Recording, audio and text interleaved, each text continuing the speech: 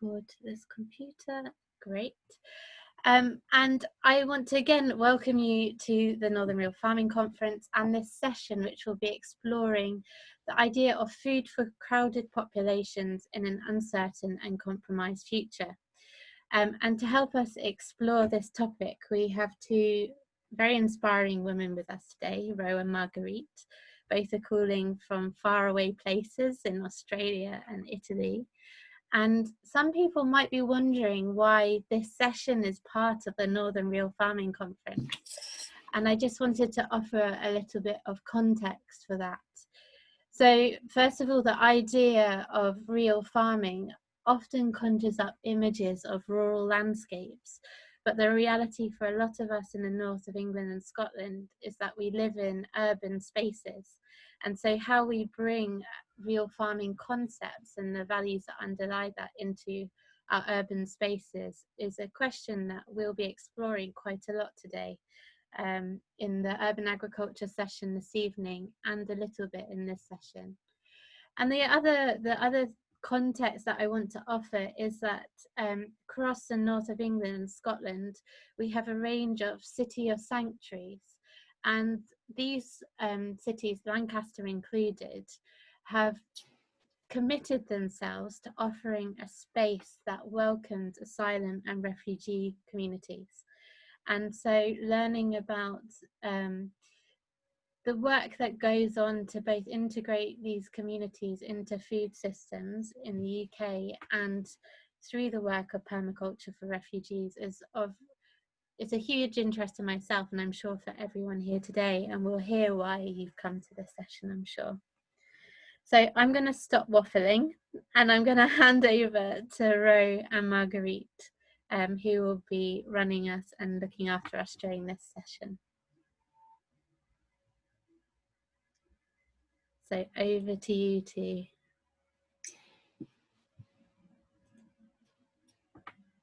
Good morning, everyone.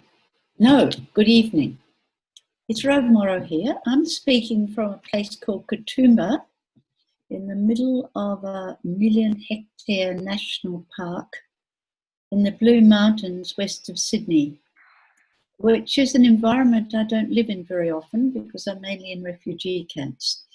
I'd like to introduce myself as a permaculturalist after a mixed career, most of it in agricultural science and horticulture, which I found very unsatisfactory.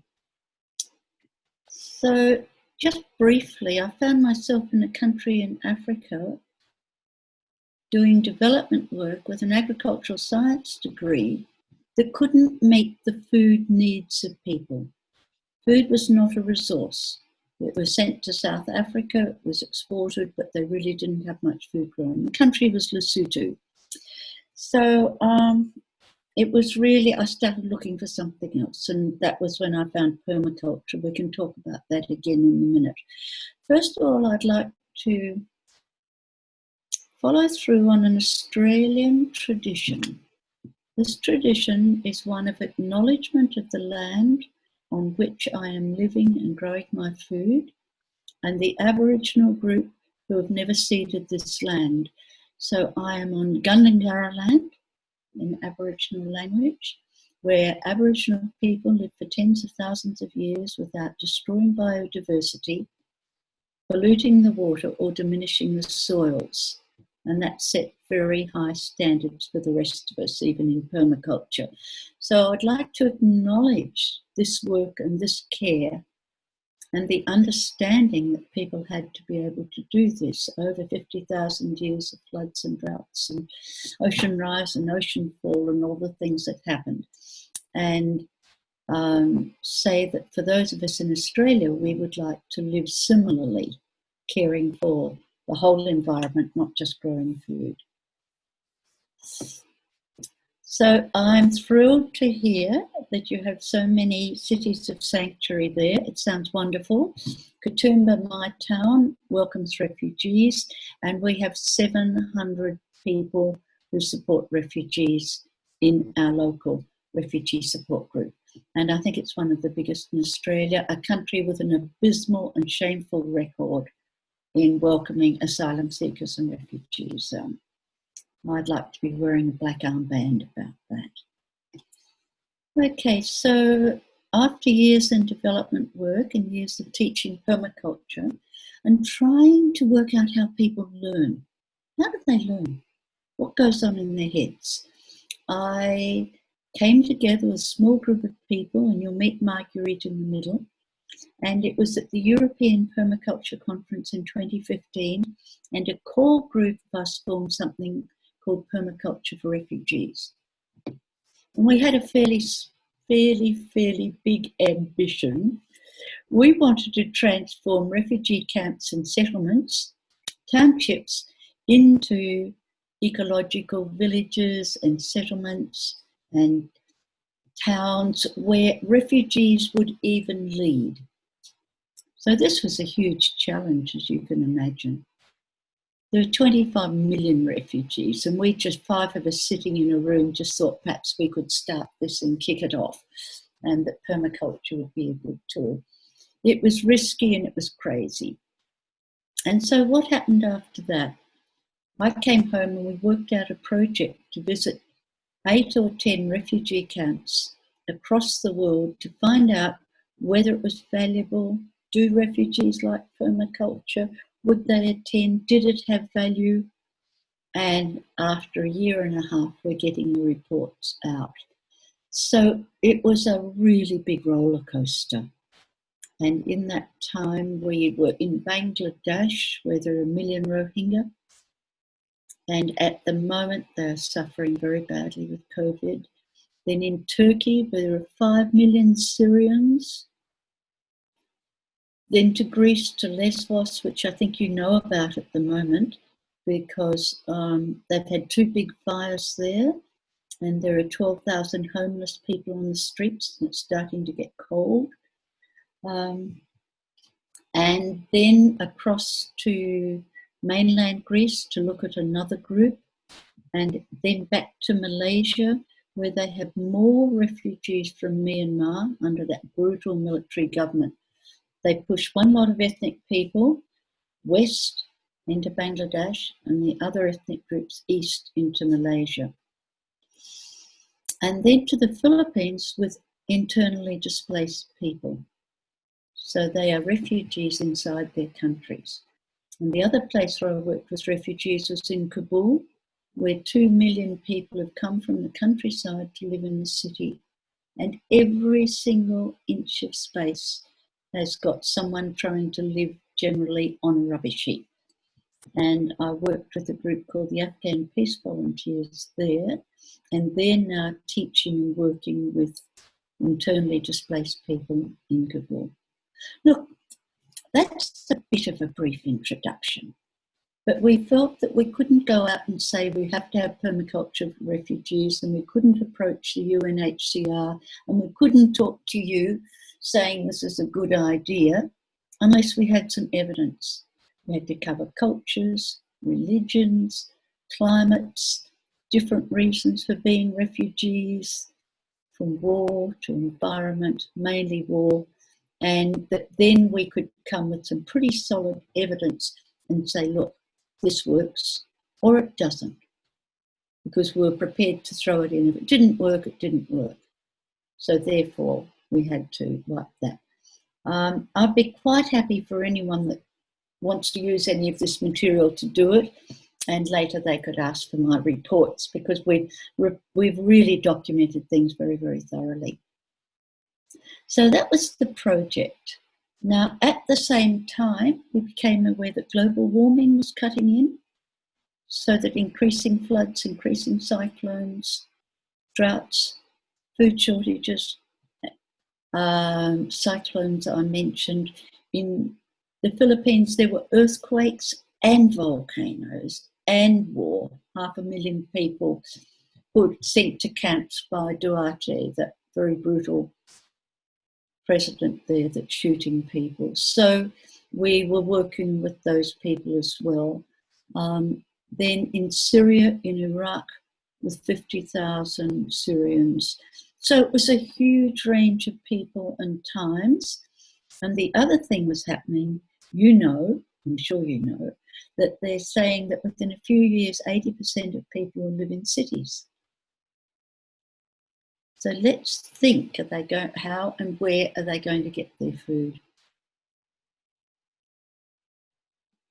It's not easy to think about. And that's the children that we're looking at today, the children in school. How are they going to get their food when people are in cities? So the refugee camps and settlements are places where we could develop whole scale of new permaculture techniques based on intensive small scale, using every little iota of space, every can, every bottle, every old shoe, to put a seed in an old boot and let it grow a bean. It was a matter of using every single thing we could get to grow some food where people are jammed together in really unlivable situations. So that's a little bit of the background.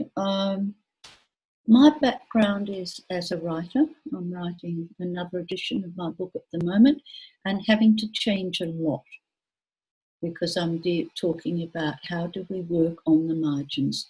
Permaculture has been primarily for middle class Westerners with a garden or a farm that they can manage in relative security, probably with access.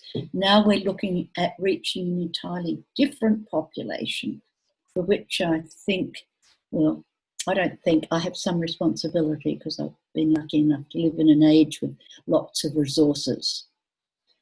So I'm writing a book at the moment which is going to review agriculture, and I'll talk about that in a minute. We want the farmer to be an ecologist, and you've probably been dealing with this in some of the recent sessions. Not a farmer, an ecologist who grows resources, rather than a farmer who produces a commodity. So that's a thought. Just thinking about my book, it's supposed to be the 3rd edition of Earth User's Guide, but the publishers are talking about giving it a new title because there's so much of it being consolidated and looking for a changed world. Global warming, COVID-20. If we have COVID-20, what will it mean? If we have mass populations, if we have the diseases, we will have to change everything. And if permaculture doesn't adapt, it will become a pleasant little interest group of little significance to 3/4 of the world. So I think that's pretty much all I want to say at the moment, except I'd like to ask you a question.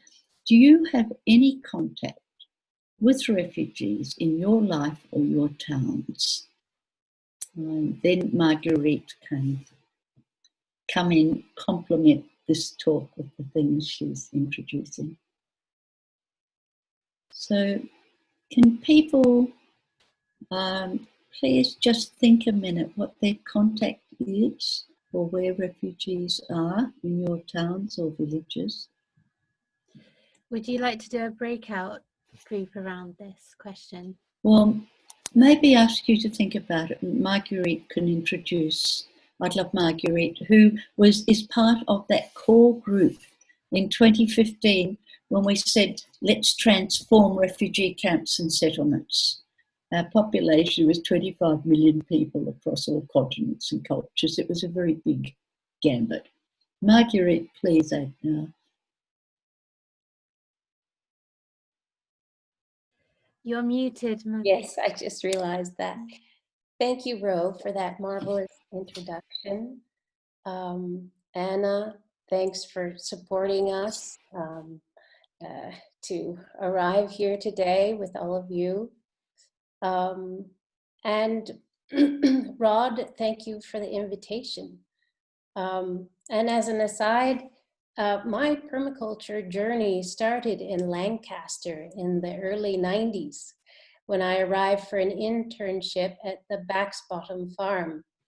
And on that stormy evening, Rod was treating a sick sheep, consulting homeopathic remedies with a pendulum made of twisted sheep's wool and a nut. Wow. And at that point, I stepped into a world of new possibilities. So I'm an artist and a permaculturalist, and I produce prototypes, case studies, and relational objects, which offer different approaches for the social, economic, and ecological challenges that we face. It's been really a treat to work with Ro for the last 4 years on the Permaculture for Refugees project, to develop the project and also to participate in the teaching in camps. I'd already been working with refugees here in Turin on a project, and I've put together a presentation of some images to share with you about that. But before I begin that, I think it would be nice to use the breakout rooms for a moment and think about the question that Ro has posed. I think that if Anna, you can organize the rooms, and we can think about what experience, or what do you think about farming with refugees would be the first question. And then another question would be someone who helped you to believe in yourself. And that's starting with gratitude. I think it's always very important to begin with gratitude, because even the person who has very little, they always can have gratitude. So Anna, if you could help us organize some great breakout groups and make sure that you share the time, perhaps 4 minutes. Yeah, so we'll give you 4 minutes, okay? So I'm going to invite you to join a room now, and I will bring you all back after. So have fun. Maybe repeat the question. Okay, so the first question is, what do you think about farming with refugees? And the second question is, someone who helped you believe in yourself. So I can send those messages to all breakout rooms as well. So thank you. I'll write those questions. Yeah, I can send that.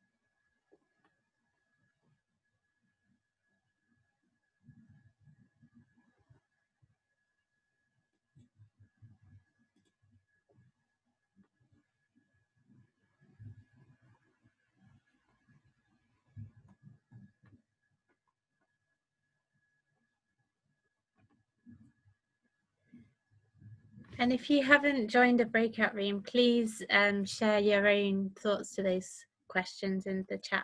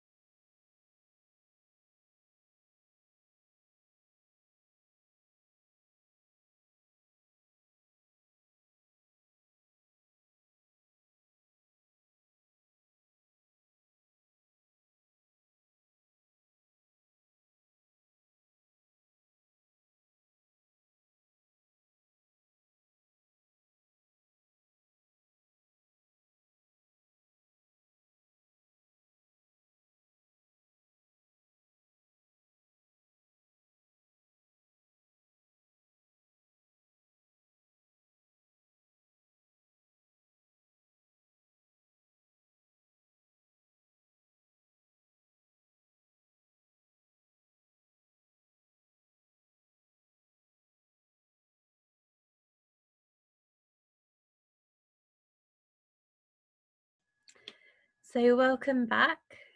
I think everyone's just about made it back.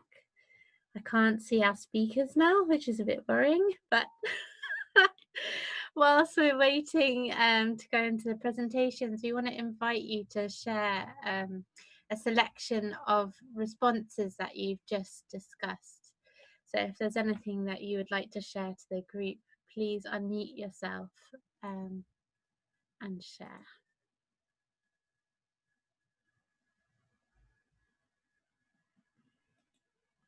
Hi. Hello. Hi. 4 minutes didn't feel very long actually, so and I might have dominated conversation, so I apologise. So I thought I ought to just at least say a word or two. I've had experience of taking food to a refugee camp in France. So I don't have lots of experience, but I did experience the energy of the camp. And there was a huge gratitude and open-hearted, warm reception, which, despite their plight, I felt was absolutely, connecting and uplifting and encouraging, and it just made me feel that the system around us to create this in the first place, it sort of reconfirms that there is an issue there. And the thought of working in a farm with refugees, I think is brilliant. I would love to do that. If there were farms set up that refugees could come and help out and begin to assimilate and build a little bit of security and contribute to the wider community that they find themselves in, I think that would be a very nurturing experience for both parties. Thank you, Matthew. I'm aware there's a lot of us here and we're not going to be able to all share. So I invite you to put any responses that you do want to share in the chat. For those that would like to voice out loud, we'll invite how many more? Should we say a couple more people to share their responses?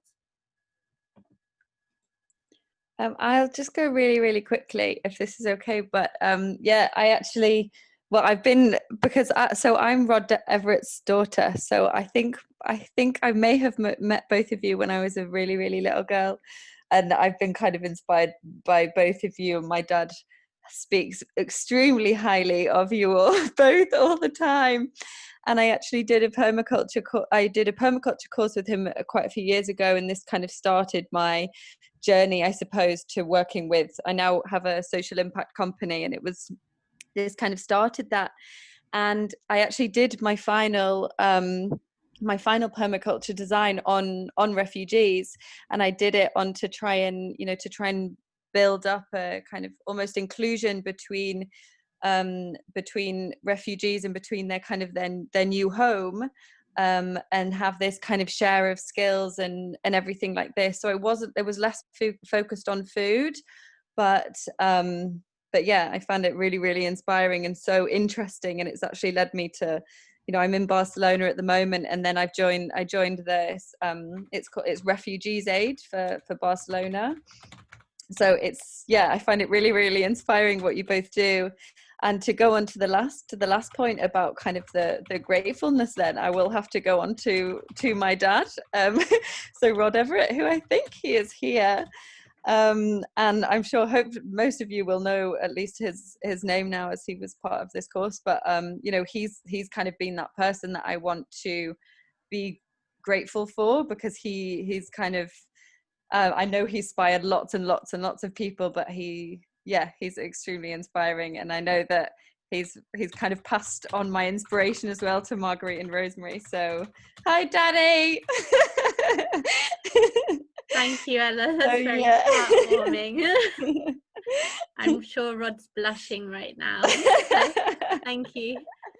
We'll invite one more contribution.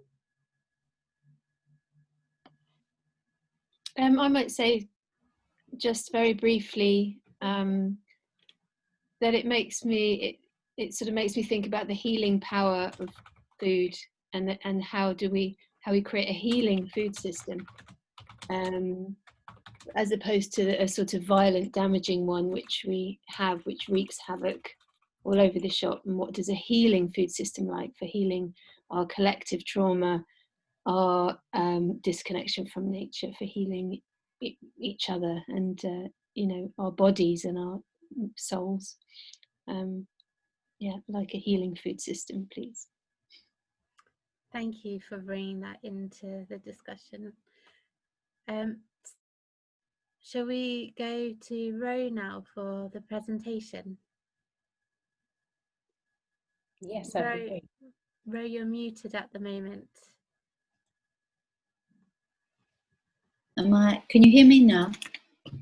Can you hear me? Yes, perfect. I'm unmuted. Okay, yes. Good. Thank you. Okay, fine. So I was going to say this evening, but of course it's your morning. So this evening I'd like to introduce to you a project that we undertook, Permaculture. Would you mind going back to the cover page just for a minute, if we've got it?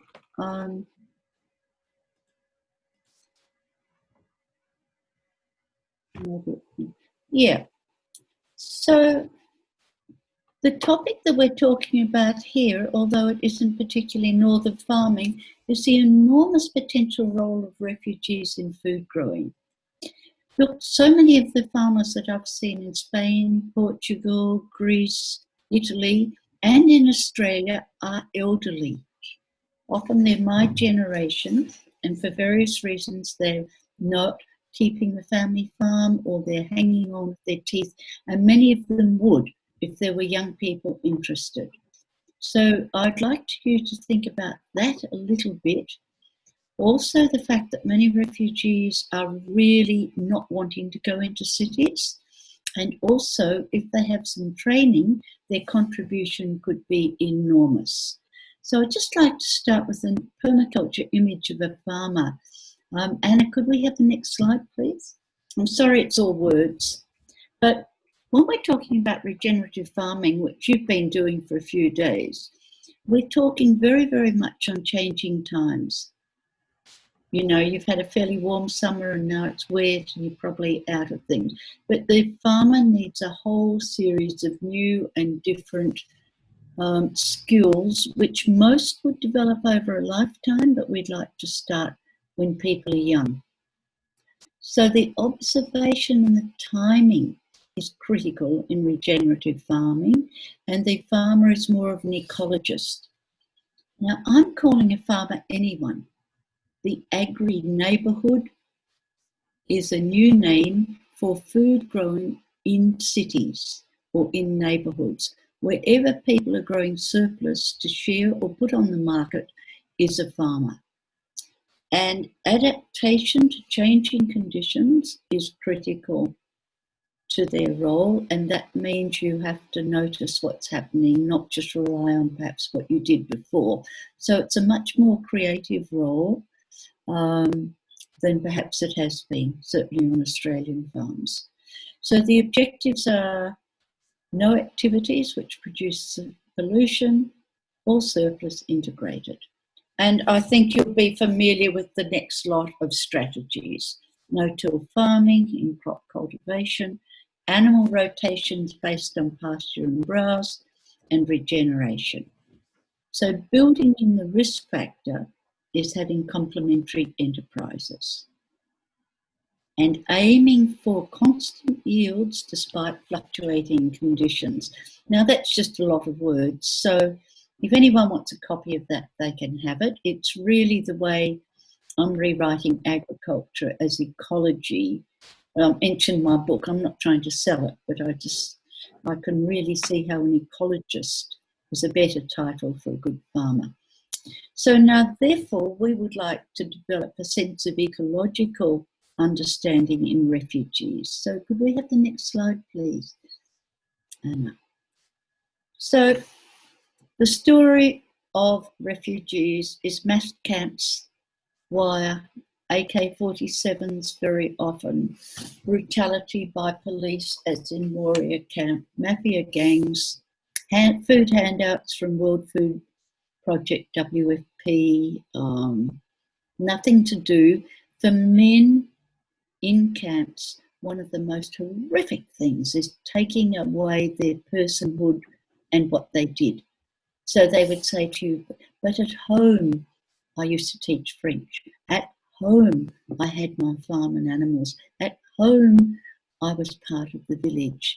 So when people are confined to a tent or a container, and they are not allowed to participate, and they are not allowed to move, and their life's uncertain, you find that all sorts of things start to bubble up and emerge. So we thought of permaculture because it offers so much. It offers some horticulture, some agriculture, some economy, building a community. It offers a whole camp approach for those who would like to look after the oily black grey water and sewage running down the drains, and tree growing. So it's possible to have permanent refugee camps which repair the land. So that's a shocking thought when you've looked at photographs of refugee camps and say they destroy everything, that blame statement. They cut the trees, they took the water, they something. The opposite is possible. Refugees would love to help restore. The other thing is refugees are innovative, grateful, and highly motivated. So they're motivated to learn. In our project, people came to the courses not knowing quite what it was about, and by the time we were a third of the way through, in almost every course we had enough people to do a second, third and fourth course. And our objective had been to train refugees to train in the camps, and that was stopped because of COVID. So I'm going to talk a little bit about some of the camps, but first, can you think for a minute or write 3 things, the potential of refugees to contribute to rural life? So often they come from small communities, they're not all out of big cities. They have a knowledge of plants and animals that people might not have in your own cities that have grown up in them. They are wanting to be part of a community and be accepted. They bring food and hospitality. When I think of Islamic refugees, I think of the enormous generosity, because the Islamic ethic and belief in hospitality is almost overwhelming. People who've got nothing will give you everything, and it's so hard to accept just something small from people who've got so little. I think the contribution is to bring life back into rural areas. I know this is in northern England, but so many of our rural areas are dying because they are older people.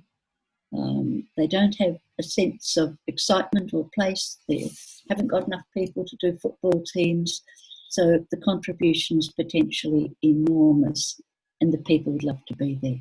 Let's have a look at the next one, please, Anna. So, who are they? These are Syrians. The men are sitting on the other side of the room. We've got a young girl in tight pants and no scarf. We've got another girl in jeans, and we've got 2 in traditional class dress that they love to put on every day. We've got some older women. They are as varied as any community you would find in your village. The ages ranked from 12 or 13 up to 70. We'd take 30 people in a class, we'd sit in circles, and the contributions are amazing. In fact, the Syrians, these are Syrian Kurds. So if you're familiar with the history of the Middle East, you know, simply for being Kurds, they were being banished from Kurdistan, and now Turkey wants that land and wants to send people back.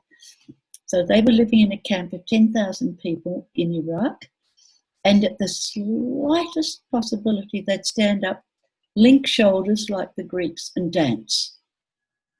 They didn't miss a session. They participated in every single thing, on soil, on water, on plants. It was a little disconcerting to teach them, because if I'd say tomato, 6 people would tell everything they knew about tomatoes all at once.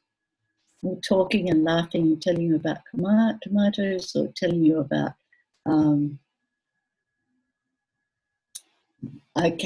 or telling you about their sheep or their goats or what they did.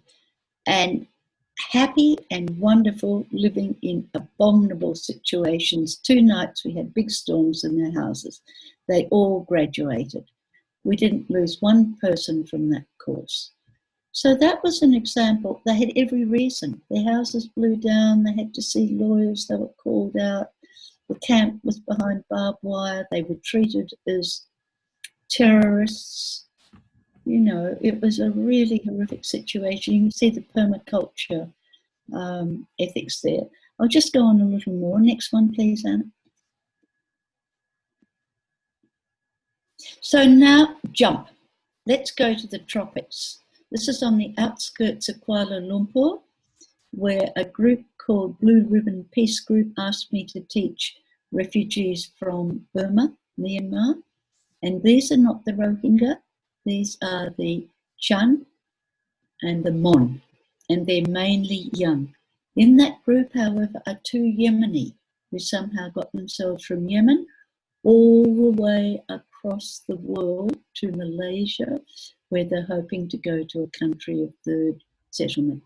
So this group made a design. This is all the land they had inside this wall. They made the design, they brought the resources, they found them, we walked down the street and we brought back plastic containers and the whole thing, and together they built a garden. Now, many of the children, I'm saying children because some of them were 12, 13 years old, and they're not allowed to go to school in Malaysia. So some of the older boys are making films in their own language, in Chan and Mon, and they're going into the communities and teaching permaculture and running schools in their own languages for the refugees there.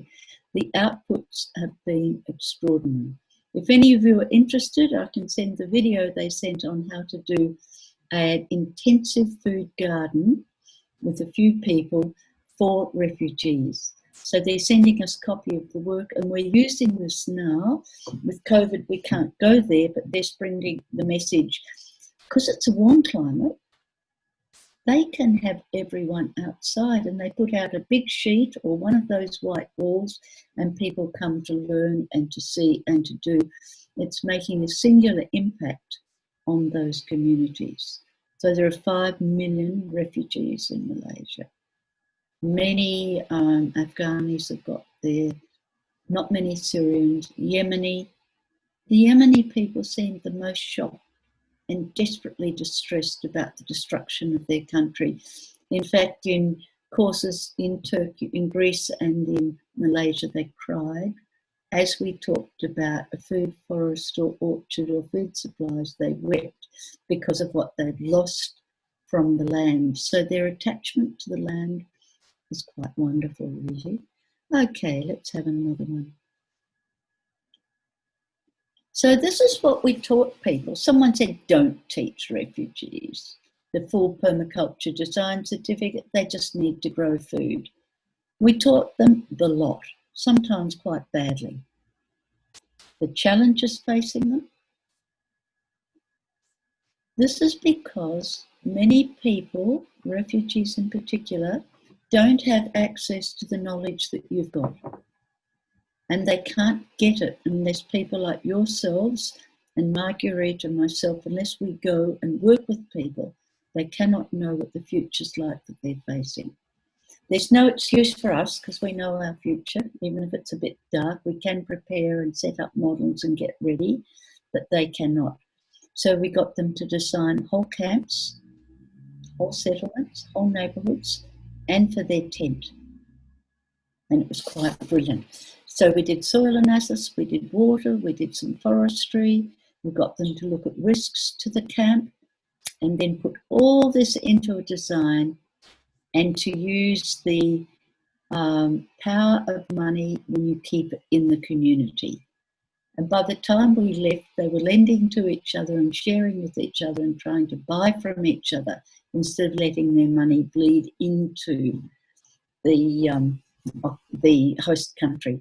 Look, what we did is we took 2 people from the host NGO, we took some local people, and 3/4 of refugees in every class. After we left, it was the hosts and the local people who have kept that project running now, and it'll be 2 years in February that they have kept it going and expanding.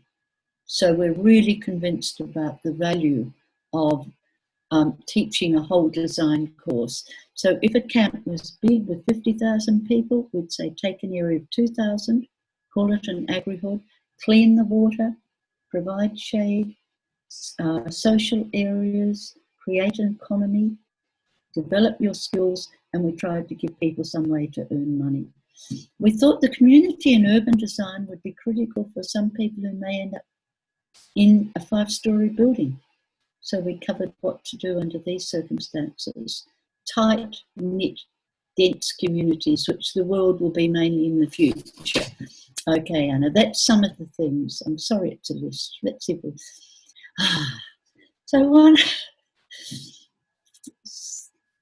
So this drawing brings up what some of the challenges were. In some cases, we had 3 languages in a class and 3 interpreters who weren't experts. And if we were in Greece, none of the refugees spoke Greek, but they had Dari, Farsi, Arabic and French. The interpreters maybe spoke Greek, but they only spoke Dari or Farsi or Arabic, but they didn't speak all. We had to try to translate everything.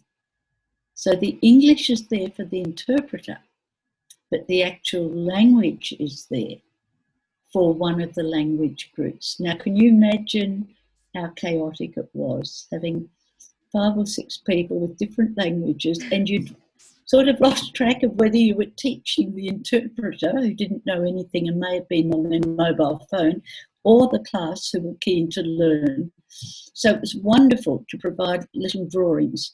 And this drawing, of course, is a nitrogen fixer. And later on, we could refer to it again and bring this teaching aid back. Fabulous. Okay, we'll look at the next one. So this is a group of Rohingya, and it's a blurred photo, and you can see me dressed in local clothes. Not one of my best photos, but good. I have to keep putting the shawl on my head. What we actually did was take people out and do 3 rows of water harvesting. And many of the refugee camps, as in Lesbos or in Cox's Bazar, the Rohingya, or in Afghanistan, a sloping land. So learning to manage water was really vital. And we'd get people to do 3 rows of water, of digging swales, and then we'd wet it all and we'd see where the water went. The end result, however, was someone's house. We did a roof garden, a ladder garden, a window garden, a trellis garden. We did bottle gardens and we did sack gardens to increase the density of food where people may have only had 2 square metres. We used the roof, we hung things by string, and we absolutely managed everything we possibly could. Here you'll see the boys, because we often had to take the women a little bit separately because they weren't comfortable being so close. So afterwards I'd find a group of women and we'd do it again. Okay, that's another one. This is a design the Syrian woman did after doing the Zone 1 intensive food production. It mightn't look like something you or I would design, but I found that in that they represented everything you needed to know. There's corn, there's aubergine, there's sweet potato, there are cabbages, there are trellis crops, there are fruit trees. The principles of integrated intensive gardening are absolutely represented in that drawing perfectly. And the woman who did it said, when we go back to Syria, because her goal is to go back and use permaculture there, we'll be able to use all this information and do this. So they saw themselves as waiting to be able to, I'm just looking at tomatoes, waiting to take it back home. So we get them to draw an intensive kitchen garden, intensive orchard, a farming situation, and put it all together, as well as the camp. So there was a huge amount of detailed work being done by people as well as the practical work. Okay, let's go on because people might be getting bored. So this is almost the lowest one. So these are Afghani refugees in one of the very short spaces in Moria camp that you read about. By the way, we never had a classroom. We were like the 12 tribes in the desert. Every day they'd say, you're going here or you're going there. And it was impossible to set up a good learning classroom. However, we'd get everyone to design a large area together. Where we could, we'd mix up the groups and we'd mix up ages. Because conflicts arrive in camps and there can be mafia and there can be resentments. And by putting people into different groups and mixing them up, they learn the value of each other and they learn how to, well, they're already cooperative, but a lot of the potential conflicts are reduced, and then each group would present a design for their camp or where they lived. What I'm thinking is permaculture is so comprehensive, and these refugees are so special that they're now carrying a type of knowledge that they could take to Berlin or to Cairo or to Athens or to Dhaka or to Hong Kong, and they would be valuable citizens in their ability to work with groups. I don't suggest that all refugees need or should go to rural areas. This idea was put in mind by a Kurdistani man working for World Vision, who said if we can pair a refugee with one of our old farmers, we can revitalise. If they've got permaculture training, we can revitalise our agriculture and make it sustainable. So that was what put the thought in my mind. So they'd be well paid, or they'd get a share of the thing. They wouldn't be just a trainee, though they'd have something to learn. And the older farmers would have the support of someone who had really integrated ecological agro-farming ideas.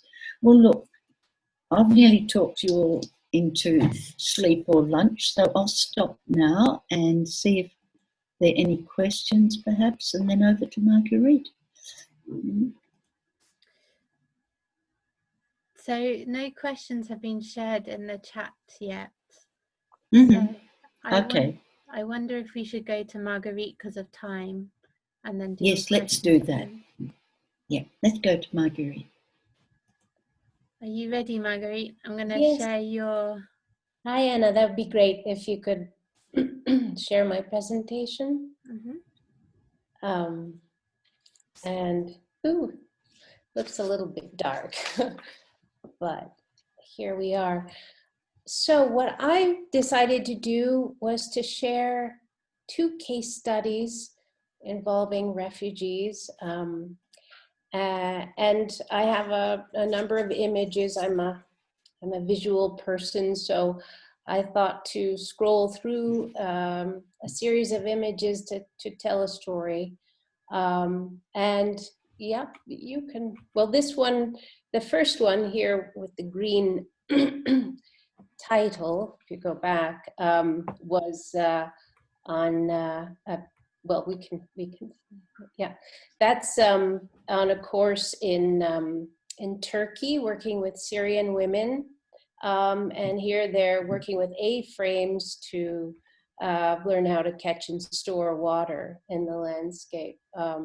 And so the 2 case studies will be a project in Turin involving refugees in a crowded environment in an occupied settlement, and then the next one would be a PDC we held in Turkey. So I first got involved with working with refugees as a result of it was an art project actually, and I was looking using a study at urban ecology, employing permaculture and deep ecology to help make the neighborhood more resilient. And in the process, I realized that the largest occupied settlement of refugees was in that particular neighborhood. So it was difficult not to address the context. The refugees were coming primarily from West Africa, and there were over 1,300 people living in the settlement.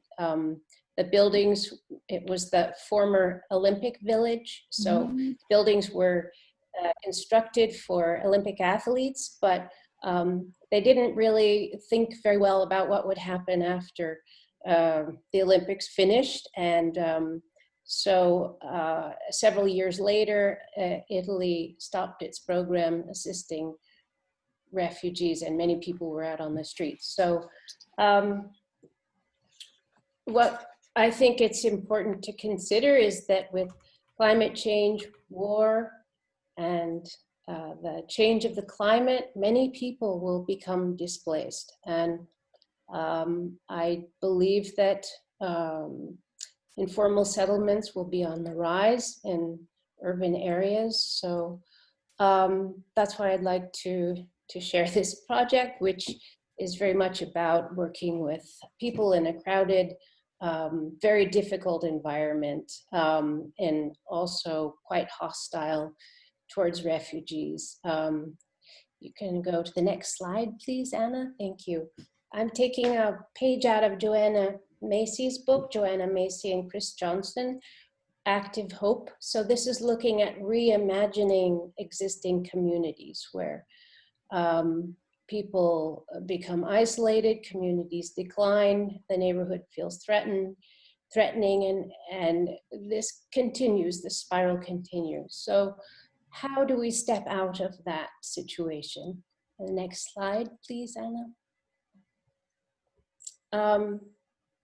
So as a group, first of all, it was very difficult to do something helpful in this very difficult context. And my whole idea of criteria for success of a project had to be reorganized. But we made a group of 50% refugees and 50% locals. We began the project by identifying the natural infrastructural resources and social resources present in the neighborhood. Next slide. And while the first idea was an urban garden, that was more of a projection of what might be helpful for refugees. It was very difficult to find land, available land, and then people were actually having to travel for work, and so a garden wasn't really realistic for us. So we started a food sharing network and went to the local markets and collected food that had been blemished or couldn't be sold.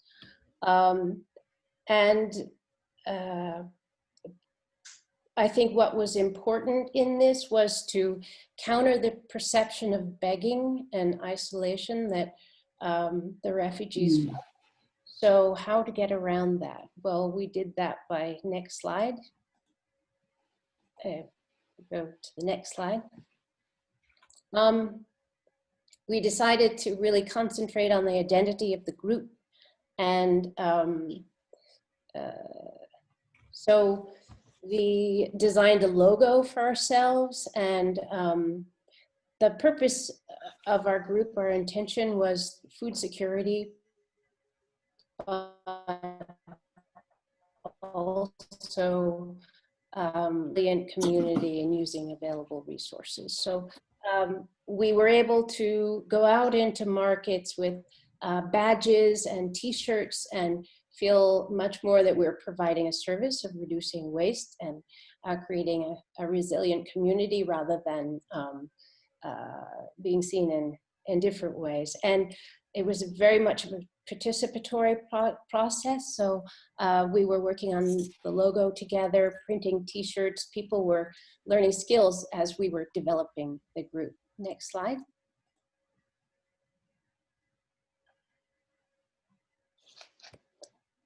Here we are at a market. We used WhatsApp to organize our outings, and yeah, the communication network was quite tricky. Some people had phones, some didn't, and but anyway, we managed. Another issue was storing the food. There wasn't we had a refrigerator donated, but we realized that it's just best to have the food immediately consumed. So either we were making it to have events, bringing people together with food as the focus, or we were giving it to refugees who were especially in need of it. Next slide.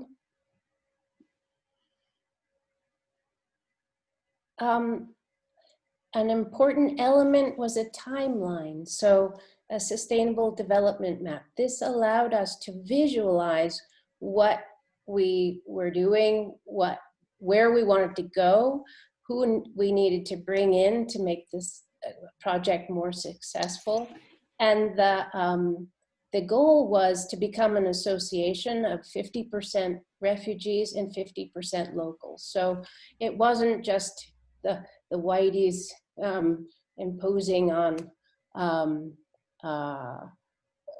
people who were migrants or refugees, but it was really building something together. And that was such an important part of the project, of being able to visualize it and communicate what we were doing. Next slide. We also held creative workshops, and this is about sharing skills and capacities. So these were self-portraits that each of the members of the group made using textiles that were donated to the occupied settlement, and clothes that people didn't want to use. So we used those to create portraits, and I made videos of each of the portraits where you could see hands making the puppets, and then each person had a story or a song that would accompany this development of this character. What was important about that is a lot of people were interested in the refugees, but how to protect them, to allow them to share their stories, but protect their identity at the same way. And so it was amazing how many big African men were really excited to sew. At first they were like, no, but people really loved that way of coming together around activities. We had a number of different creative workshops. Next slide, please. And then eventually we were able to reach out to other refugees in the city and help to transform degraded environments. So on the left side, you see a before and after picture of what it looked like before, with a lot of junk left in this backyard, and what it was transformed into. And so we held workshops in soil building and composting, experimented with bokashi, which, so we weren't attracting rats in the urban environment. And then I also had local nurseries who weren't able to sell all of their seedlings. They would donate some. So that's that project. Next slide, please. What worked, what didn't. So the participatory design was really important. The creative workshops helped in bringing people together, focus on path to recognition and resilience, and the timeline. Those were some of the things that worked. What didn't, it was very difficult developing the project without a designated space. And also the dynamic in the neighborhood of so many people being against the idea of an occupied settlement there.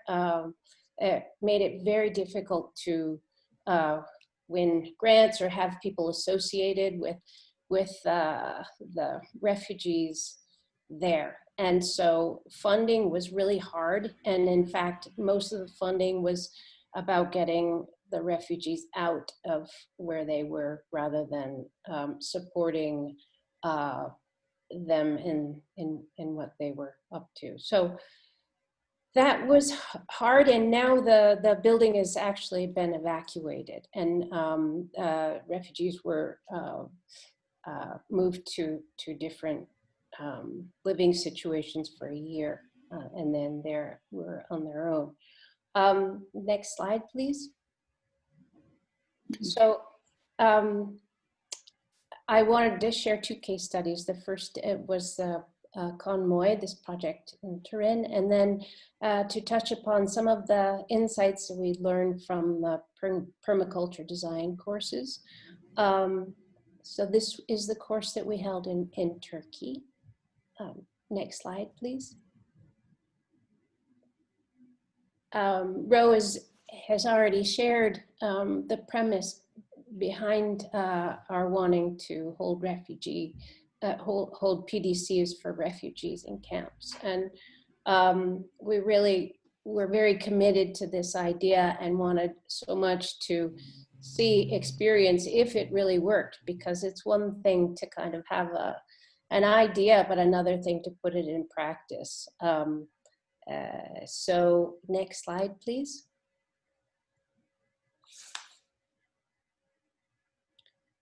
Some of the insights that we had were that the permaculture courses aided refugees in managing confronting problems in the camps. And here we are creating a community, so we had a series of idea cards, and they were able to put together an ideal community for including meeting places, compost, community centers, farmers market, mosque. So that was fabulous to see that process with them, and it was very, very important to step out of the frontal learning model and have games and a lot of visual tools to help along the learning process. Next slide, please. And we can just also scroll through these more quickly. Conveying concepts and skills, seed saving and identification was very important. All tools for becoming more self-resilient, assisting in maintaining spiritual, mental, and physical health was very important. Next slide.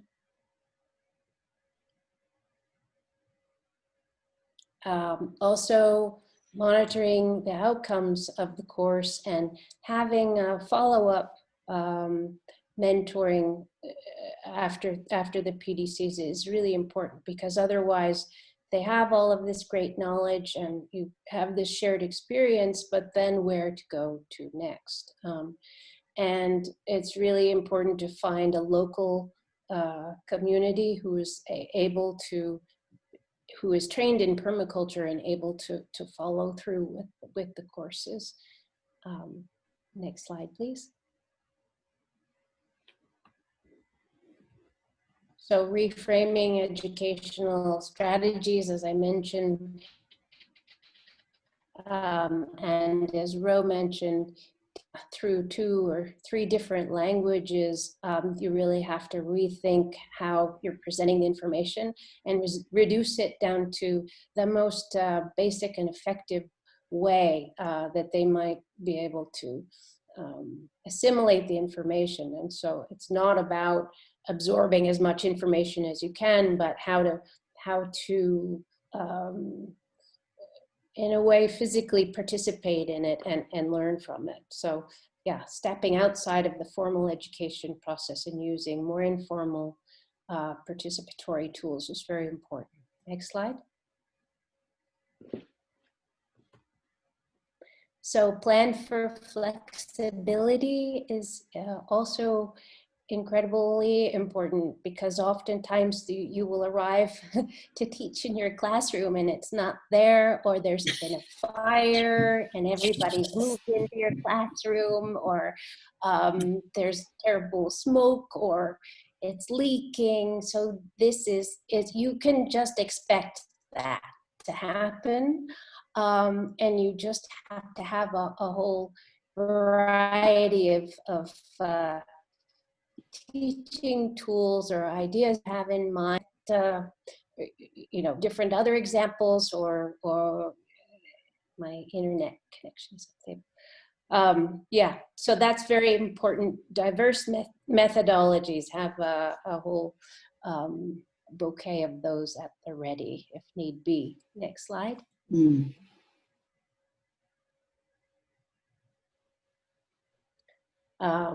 And this is an overview. There's more information here than I can go through, but I'm more than happy to share the presentation and be able to discuss with you any parts of it if you're so interested. Next slide. So some of the recommendations for best practices are teacher training for refugees. So that's a very important goal, that the refugees themselves become the teachers. Regional hubs of permaculture educators who have experience working with refugees.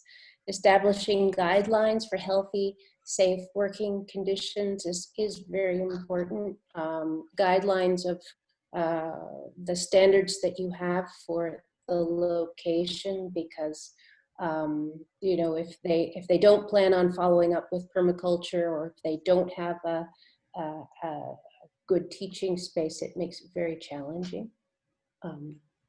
Next slide, please. So this concludes my visual presentation, and I ended with a question which is somewhat similar to what we've already been discussing. But I think that in the interest of time, we don't have much time left. I'd rather open it up to questions that people might have for Rose, Ro, and myself. Great. So I have a couple of questions that have been shared in the chat during your presentations. The first one came from Dennis, and he wondered what kind of reactions you have received from refugees that you have worked with when you explain the permaculture ethics, and what kind of discussion the three ethics have generated. Shall I take this, Marguerite, or you? Sure, yeah. Okay, well, I just found that everyone would nod and say that sounds good. In reality, there was often inequality. Say in Afghanistan, women weren't treated well, so care of people didn't always follow through. And I found when they had the conversation about sharing surplus to need, it was absolutely... Have I disappeared? No. Okay, good. Of sharing surplus to need, they understood that better than any Western audience, and everything was really shared by almost all refugees extremely well. The sharing ethic was very good. There was a sense of, well, we won't go into this when I explained consumption by the West was 20 times what they probably experienced in their own countries. So it was a little bit a matter of difference over that ethic of sharing surplus to need. Yeah, but the other two, they were really there with us all the way, and they just nodded as if, yes, we understand and we like this. Great. Marguerite, would you like to add anything to that? I think that, no, that's fine. I was just looking at Jane's question about your fear of a project or urban project in the UK with refugees, and what about misunderstanding from the local population? I'd love to respond to that. Was that clear? Is everybody able to see her question? I'd like to give an example of a project I've done here. I'm based in Cavarano, Italy, on the foothills of the Alps, and it's not a very diverse community, the village, and recently we've had a couple of houses that are hosting refugees here. And it's not very open. There's, some of these houses get spray painted on, and people are opposed to having refugees around. But so I started a group with some friends of volunteers to clean the streets and open up pathways and waterways. The comune, the town, doesn't have money to be able to do this themselves. So we, every other month or so, we go out together as a group, and there's a group of refugees who come and help out. So they're seen to be doing something together with us. We're together as a group, bettering the community. And when you do things like this that are visible, where people really see, wow, this is great. We're having energy to be repairing where we are. We're working together. These are ways, I think, that you can address the fear of outsiders, and even in small local farming communities, because that's sort of the hardest nut to crack in a way. But that's brilliant. Thank you. Yeah, thank you for that. And there's another question that's been shared in the chat that is also very interesting. So it's asking a question around predictions on, I guess, urbanization and the impact COVID-19 might have on predictions around this. So I'll just read it out word for word. How will COVID-19 disrupt the projection of 80% of people living in urban settings if social or physical distancing becomes a thing? What can we learn from COVID-19 and the effect this might have on our relationship with nature? That's a very big question. Yeah. I wonder if anyone who's been part of this would like to answer it a little bit. So far as we're concerned in the camps, I'm running a workshop here in a week's time with co-hosts coming in on Zoom from Philippines, Malaysia and Bangladesh. And we're going to design distance learning materials for permaculture in camps and settlements. It'll be freely available to everyone across the world, as well as the workshop. It'll be a physically distanced workshop, but we've got a good thing. So far as COVID's concerned, it's going to affect the design of towns considerably. It's going to free up a lot of buildings if people stay home and work from home. I think anything up to 20% of people are home. That would free up more housing and quality housing. I can't quite see in my crystal ball how the rest will work out. Marguerite, you probably thought about cities a bit more. Yeah, I have, and I've been one of my side jobs doing some research on COVID and how people are responding, and there is definitely a movement of people leaving the cities into rural environments, but it's people who can afford to. And those who can't afford to are left behind in the cities.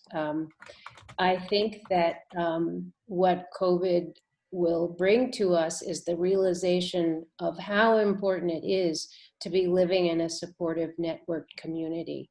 And food is a huge part of that. So where we have our local food network here, was so important, because we didn't want to go to the big, large supermarket chains, and that was a big risk with the COVID during the quarantine year.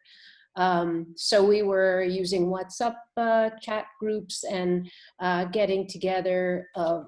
One person would go and get the food from the farm for a whole group of families, and so it really brought us together. Like, everybody was isolated but had to come together in response. And I think that it's while there's so many negative aspects of COVID, it's also an opportunity for us to really think about community resiliency in a different way.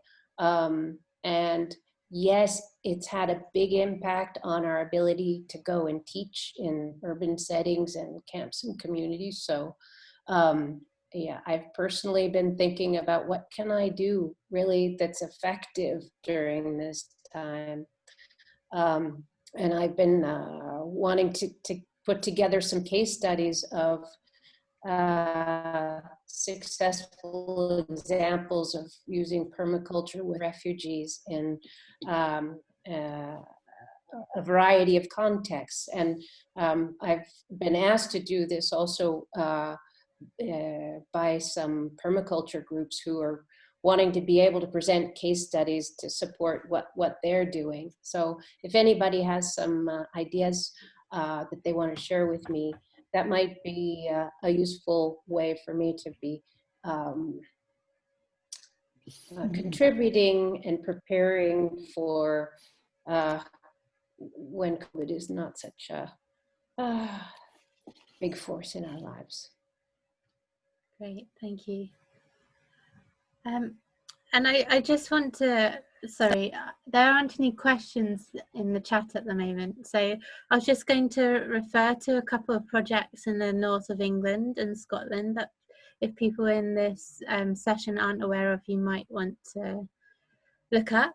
So in Bolton, there's a very great City of Sanctuary group, and they've set up a kitchen which offers refugee and asylum seekers opportunities to both help cook food from people's own countries and share it in a cafe. And they run lots of community cafe events as well to try and build up conversations and connections with local communities. And they also have a small allotment that they manage together as well to support people in learning about the climate here in the north of England, which isn't as nice as some of the climates that people are used to. It's very wet and cold. We also have other City of Sanctuary groups that have been, over the last few years, the Permaculture Association were talking with the City of Sanctuary network about the idea of creating a garden or sanctuary network.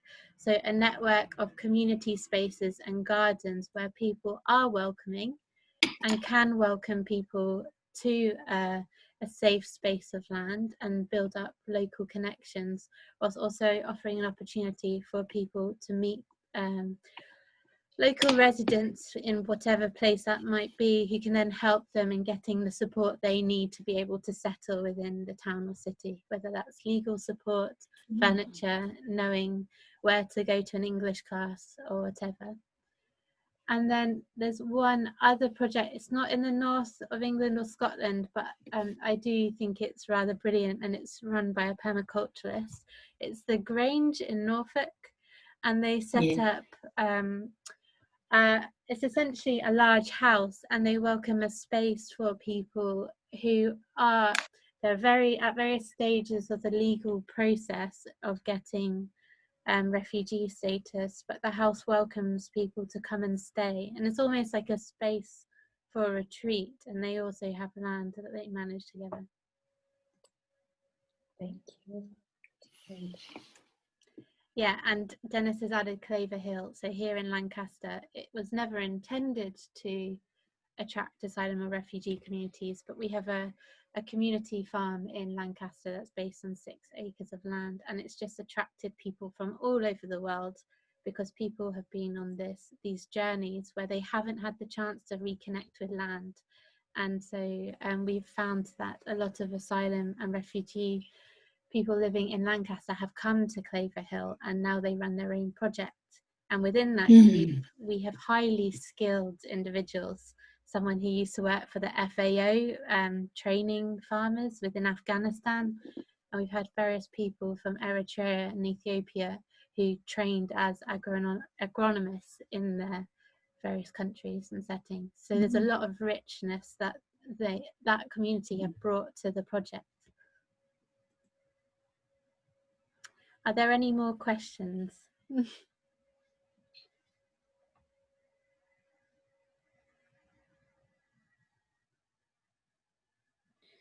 So there are lots of comments around how COVID could result in rich people moving from cities to rural areas where it's perhaps safer. And this highlighting the social injustice that already exists in society today. And there's a question of, will people wake up to this injustice and continue to vote for people that maintain that system of injustice? That's a huge question. And there's absolutely no time left really to discuss it.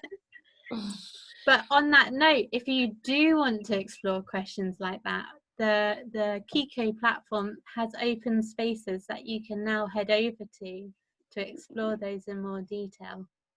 So there are those spaces to explore that during this conference. So Marguerite and Ro, we're at 12. Do you have any closing comments that you'd like to share? I think of refugees as a superb, valuable resource. Not only resource, that sounds to me as if they're a tree or something, but some wonderful new addition to our cultures and ways of thinking, with their enthusiasm, keenness and love of learning, and always gratitude, gratitude, gratitude, to be safe somewhere. I think we forget how important it is. I'd like to thank you, Anna. Marguerite, I've enjoyed working with you every minute of the journey since we were first together years ago, starting Permaculture for Refugees. And please, everyone, keep in touch with Permaculture for Refugees. Tell us your stories. Let's get it out there. And also, if you've got refugees who have got stories for us, we'd love that too. And thank you, Anna, and everyone. It's been a wonderful experience to be up there in the north of England when I'm really in the bottom of the world. Thank you, Rosa. Marguerite? Thank you. Thank you so much, Rosemary. You're so inspiring. Thanks for all of the wonderful experiences you've shared with us. And wow, what a great conference. I've seen a cross-section of what you all are presenting. It's really fabulous and it's so important. So great going, and thank you everybody for participating. Great, thank you. And thanks for all the positive comments around the session. I hope Marguerite and Ro, you get to read those. So thank you and enjoy the rest of the conference. I am going to stop recording.